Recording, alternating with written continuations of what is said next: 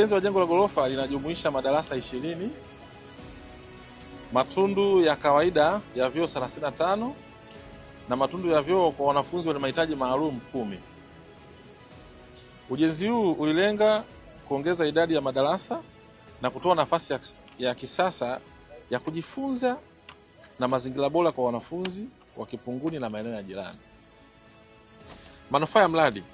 Uongozi wa shule una imani kubwa kuwa mradi huu utakuwa na tija kubwa sana kwa jamii ya Kitanzania, hasa jamii hii ya kata ya Kipunguni na maeneo ya jirani. Mradi huu unatarajiwa kupunguza msongamano wa wanafunzi madarasani, kupunguza namba ya wanafunzi waliokuwa wakilazimika kupangwa shule mbalimbali na maeneo haya kutokana na upungufu wa vyumba vya kusomea.